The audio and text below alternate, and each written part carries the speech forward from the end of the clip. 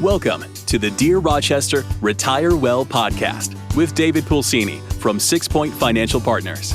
In this podcast, find your path towards a brighter financial future with David as your guide as he helps individuals, educators, and healthcare professionals explore ways they can build wealth while minimizing risk using a multifaceted, comprehensive approach to personal finance.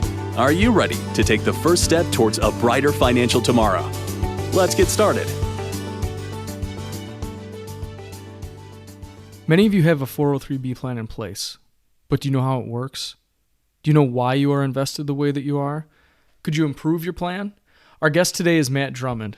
For over 20 years, Matt has specialized in building strategies and programs to expand market reach and streamline 403b benefit plans using a consultative approach to sales and negotiation.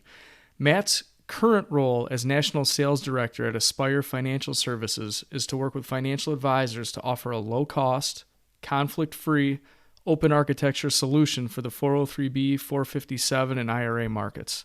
In his previous role, Matt oversaw the sales and business development for tax-exempt businesses organized under 403b and 457 tax code for the largest provider of 403bs in the public school markets in our country. In short, Matt knows 403bs. I'm really excited today to have Matt with us for several reasons, but most because I'm excited to pick his brain on his knowledge of 403b plans and 403b planning in general. As we continue to bring guests on that specialize in all areas of financial planning, 403b plans specifically are a very large part of many of our listeners' retirement plans. So this can apply to public school listeners, many of our healthcare workers, and many more people have 403bs. So let's just get into our conversation with Matt Drummond right now. And Matt, I'll start with this. How long have you been in the retirement planning and 403b business? So I started in 2000. September of 2000 was when I got licensed and started. Wow. That's an interesting time to start in our business. So you saw a couple down markets very quickly. Yeah, very quickly. Yeah. And you're a young guy now. So back then, I'm sure it was exciting being a financial advisor, trying to get people to invest with you. And you looked like you were 12 years old, right? Well, when I would walk into a high school, people would wonder if I was a student or a financial advisor. So just to prove Matt's expertise here, I'm not sure that Matt knows this is coming, but I want to do some rapid fire 403b questions that will help our listeners and hopefully just deliver some knowledge to them on this level. And then I want to talk about some common mistakes and some other things with 403bs that we see. But Matt, are you ready for some quick questions? Absolutely. All right. So what is the maximum someone can save into their 403b in 2021 if they are under 50 years old? 19,500. What if they're over 50? 26,000. Nice. All right. So he got that one, everybody. When were 403bs established? 1958. Great year. Nothing like talking tax code from 1958 with everybody. Exactly. So why is it called a 403b? So people will say like it's their retirement plan, but it's actually a lot like a 401k. But why are these letters and numbers, and why do we identify with it as a 403b? It is actually just part of the tax code. So if you look, and I don't suggest anyone do this unless they can't sleep at night, but if you go read the tax code and look up section 403b or 403 subsection B, you'll actually see 403b1 is an annuity-based 403b, and then 403b7 is a mutual fund based. So that's just a little extra tidbit on if you ever see that out there. Yeah, thanks. So does anybody know, Matt, what's in between? Like what's 403b 3 or 4? Do you know that? I really, I think I did. Some of them are like non-qualified and then there's the top hat plans. I think those are all kind of in there. All right. That's already way too much. So we'll leave it at 403b. Why is it called a 403b? We get it. But so 401ks are very, very popular. Most people have definitely heard of 401k.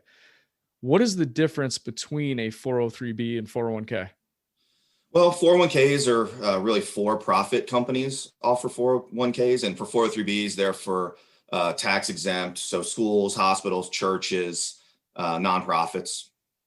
Okay. So my next question, I find this all the time. We'll meet with folks that have one spouse that has a 401k and one that has a 403b. And I almost always almost always see that the 401k balances are significantly higher than the 403b balance. And it's pretty much across the board. Why is that? Why do you think that is? Well, especially in public schools and nonprofits, there's not as much matching money. So in the 401k world, it's common you get dollar for dollar up to a certain percent. In the public school world, you have your pension, so there's no matching money into the 403b plans. But if you get higher ed institutions, you'll see, and hospitals, you'll see pretty high balances in 403b because they have that matching plan. Yeah, and most of them do. And some hospitals that we work with locally have pensions and 403bs almost like the public schools would, although the public school pension is more generous, I would say.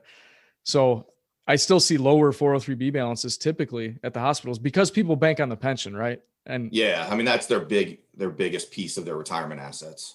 Yeah, no doubt about it. And I have so many people that I've met with that we've established 403bs many years into their career. And I'll just say, hey, why didn't we do this before? And they'll say, typically they will say something like, I have a pension. I thought I was all set. So the 403b is basically for the people with a nice pension, a supplement to their plan. Yeah, that usually allows them to invest a little more aggressively because you have the pension that's fixed. Depending on your state, you have Social Security. So your 403b is really for,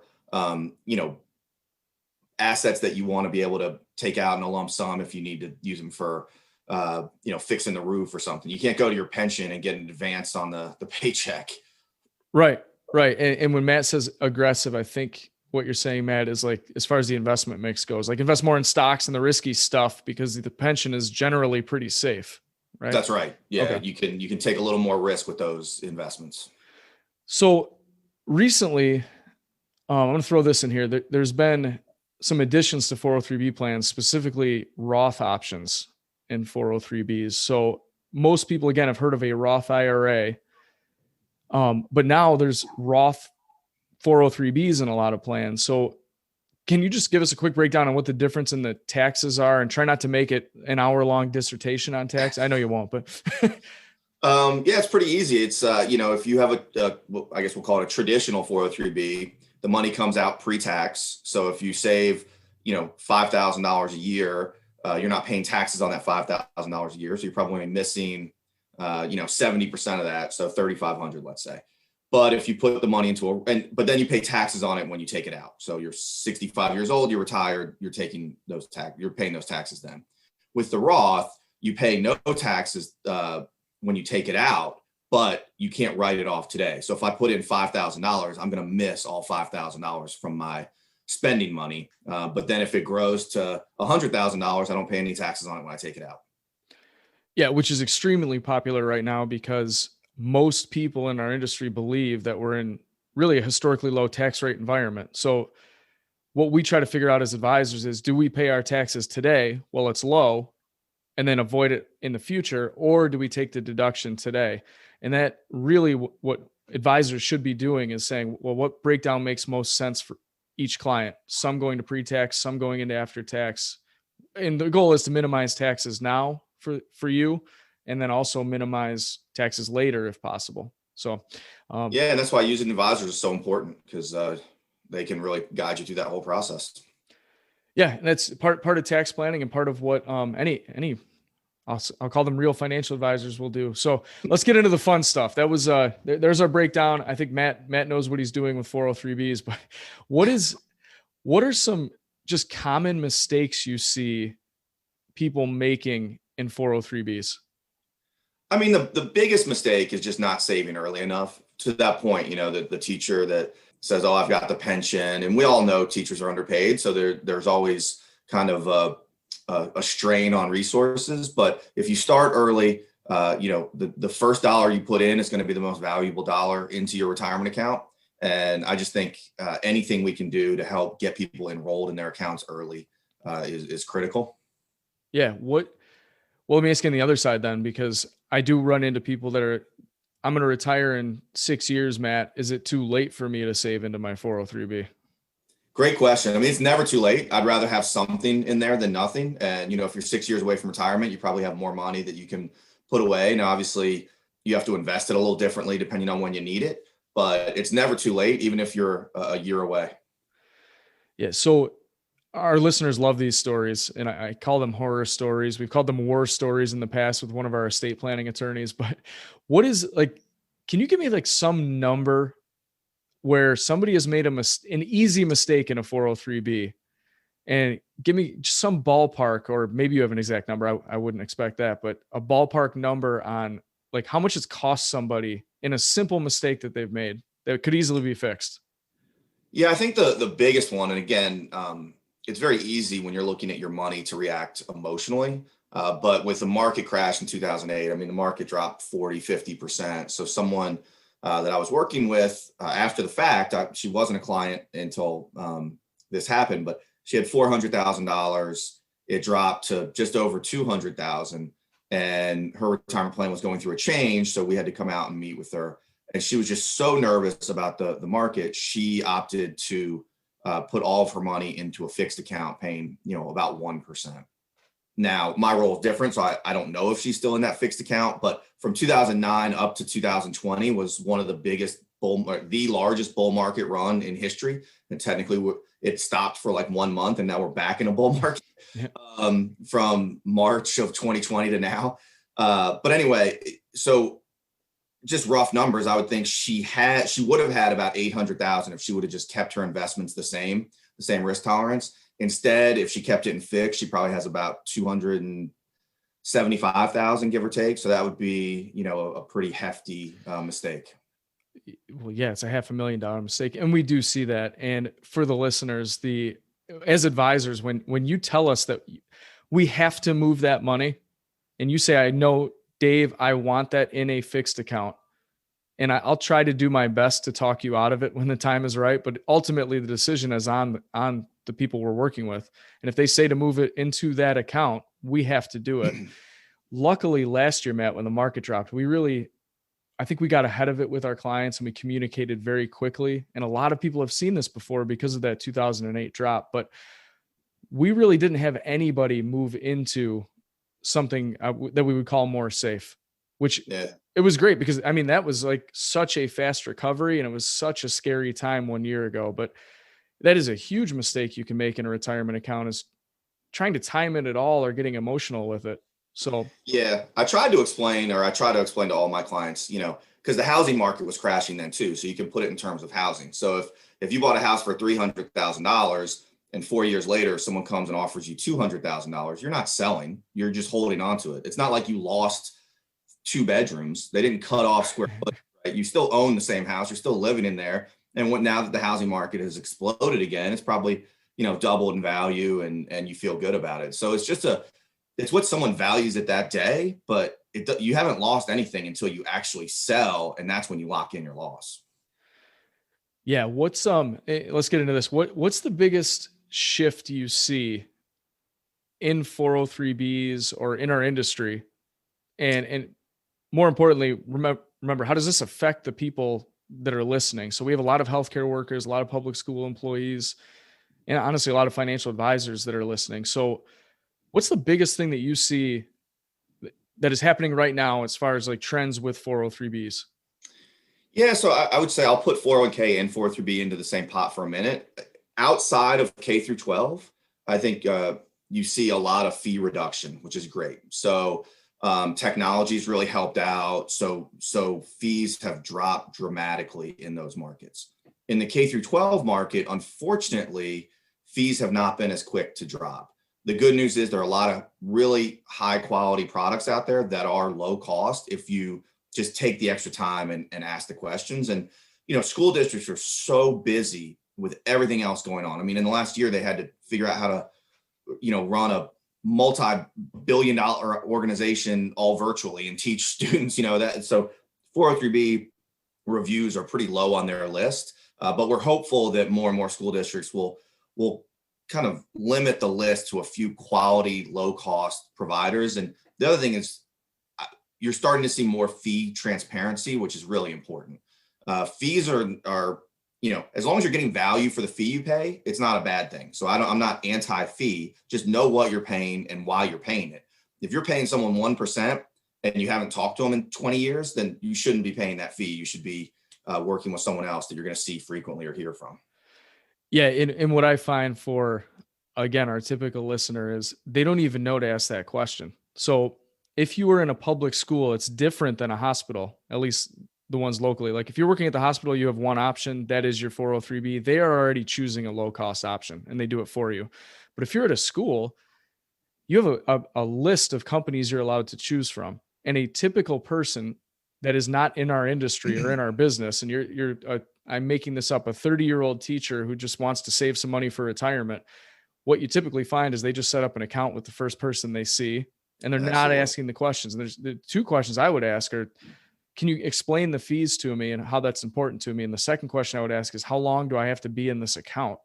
Because things can change over time. And I won't get into that right now. We could talk about that all day, but the fee transparency is a big thing. And I usually say this, Matt, is the big books that people get every year from their 403B provider, nobody reads those, but that's where the Nobody. fees are. And again, if it's just, most people think of setting up their 403B as just something on the list. Once I check it off, I'm done. I don't know. I don't want to Yeah. think about it. I want to deal with it. And believe me, I get that.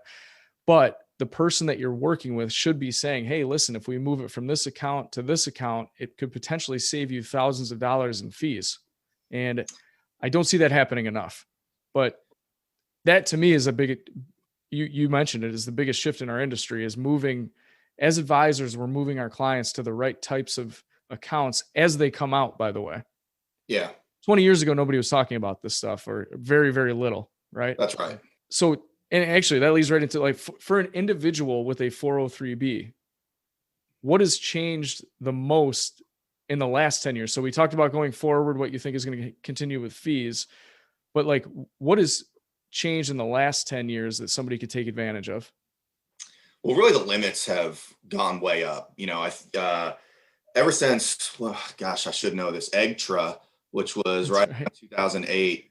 I'm impressing Dave with my memory here.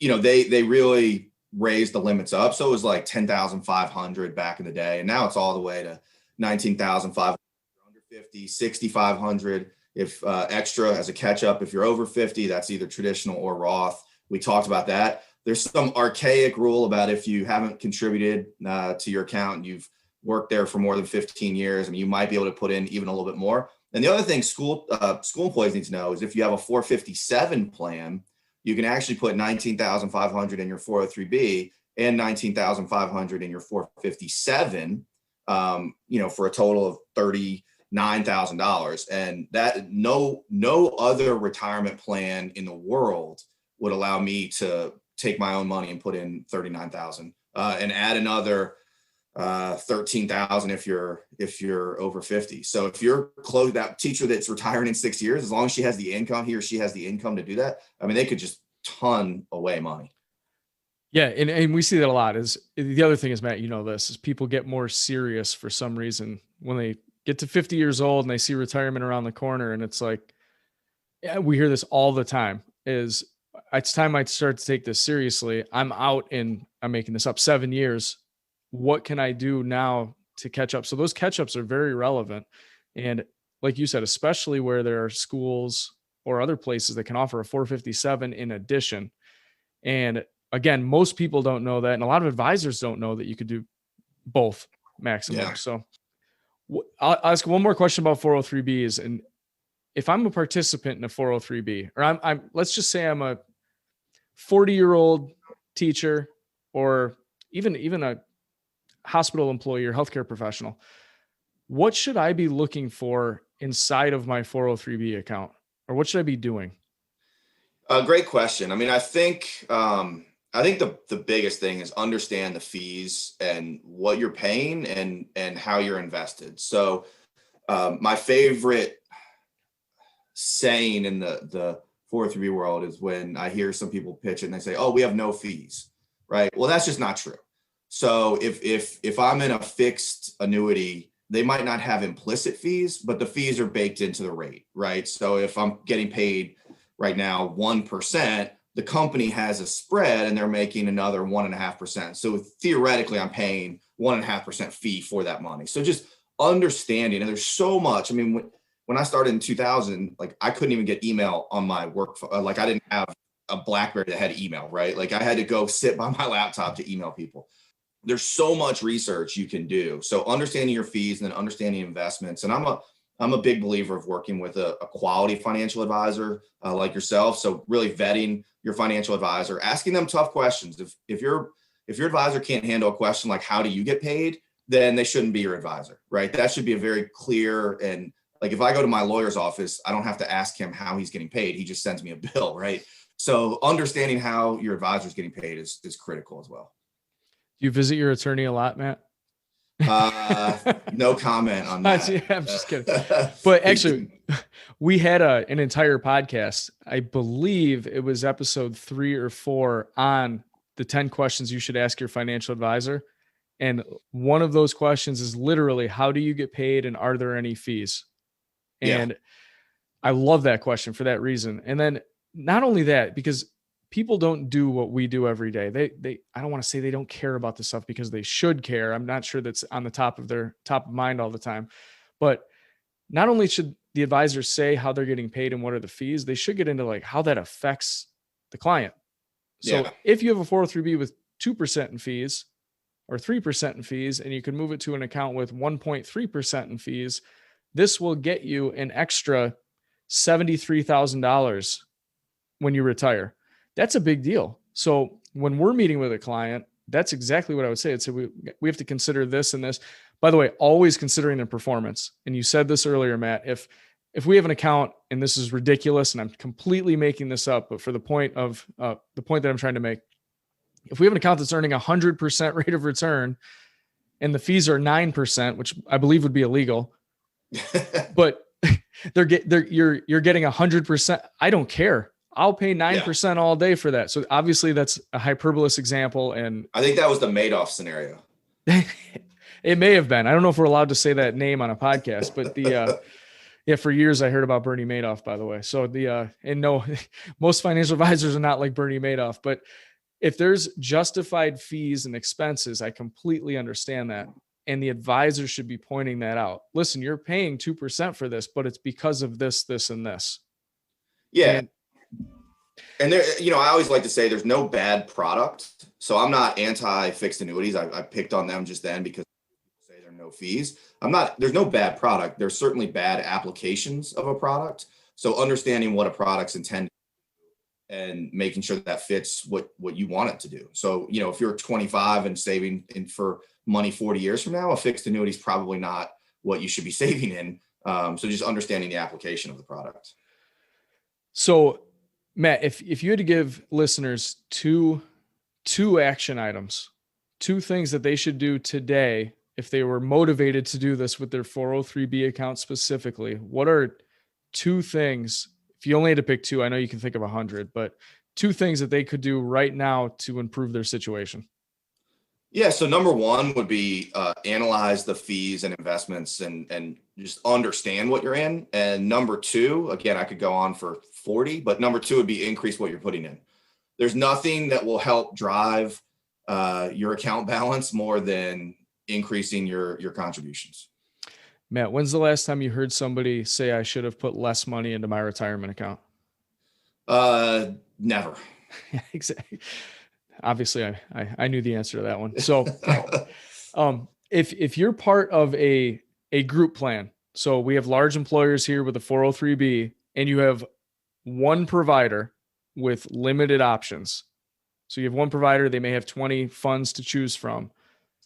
How are you making sure that you're getting the most out of it? And I think you actually kind of answered it in the last question, but if you're trying to get the most out of your 403B, you have a very limited plan, few investment options. What would you say that person should do? Yeah, and you just described most 401ks and obviously some larger 403Bs, and I think it's critical to really look at it and understand, but also talk to an advisor. They can talk to you about those accounts, even if they can't necessarily manage them for you. I'm sure there's a way to compensate someone to kind of doing a review on that. I joke because my wife works at a large employer in North Carolina. And I think for her and her friends, I had become their financial planner. So in like 2008, when the market was crashing, they were all texting and calling me. And I was like, guys, you love to go shopping. Just consider this like it's on sale and you're just buying more for the same money. So, ideally you want the stock market to be as low as possible until the day before you retire, and you want to shoot up 8,000%. I mean, that can't happen, but corrections aren't a bad thing. So don't be scared by them, but understand what you're in your time horizon, and advisors can really help with that. No doubt about it. A lot of times we're like the psychologist for investments, right? And that's part of the deal. And I love it. I deal with that on a daily basis. So you need to put some degrees up on your wall in in your office so you can comfort people through the process. We could do that, a little couch. So man, I mentioned this before, but a lot of financial advisors are listening to this, and I'll just end it here. But how can our listeners or other advisors get in touch with you if they're looking for an expert in this area to help them out? So you can always email me. It's matthew.drummond@PCSretirement.com. I'm also on LinkedIn, very easy to track down there. Matt Drummond 403B, I think it's my LinkedIn profile. But yeah, always, reach out with questions. We're happy to help. I mean, we feel like we're trying to, we kind of joke that we're the clean energy option of the 403B world, right? So we're very low cost, very open architecture, transparent. And we've had a tremendous amount of advisors switch from who they were using to start using us for those reasons. So there are a lot of quality advisors out there in this marketplace. Sometimes they get a bad rap because there are, obviously a few bad actors out there. But I think you're really going to start to see a shift on the 403 market because more quality products are coming out. And take us aside, Vanguard's making a concerted effort to get into public schools. Fidelity's out there a little bit. And you've got some other companies that are rolling out low-cost options. Yeah, and I can tell you from experience, Matt and his team are very easy to work with. So if you can't get a hold of Matt for some reason, you can get a hold of me at dpulcini@sixpointfp.com. Go to our website, www.sixpointfp.com, or again, reach out to me on LinkedIn. And for now, we'll end it there, Matt. Thank you for your time. I really appreciate it. I know you're a busy guy, and I love that your name is Matt Drummond 403B on LinkedIn. That's beautiful. Yeah, always great to talk to you. Good catching up. Thanks, man. Thank you for listening to the Dear Rochester Retire Well podcast. Click the subscribe button below to be notified when new episodes become available. The information covered and posted represents the views and opinions of the guest and does not necessarily represent the views or opinions of 6 Point Financial Partners. The content has been made available for informational and educational purposes only. The content is not intended to be a substitute for professional investing advice. Always seek the advice of your financial advisor or other qualified financial service provider with any questions you may have regarding your investment planning. Securities offered through American Portfolios Financial Services, Inc., APFS, member FINRA SIPC.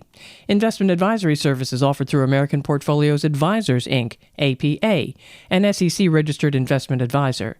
6 Point Financial is not affiliated with APFS and APA. This material is for informational purposes only. Neither APFS nor its representatives provide tax, legal, or accounting advice.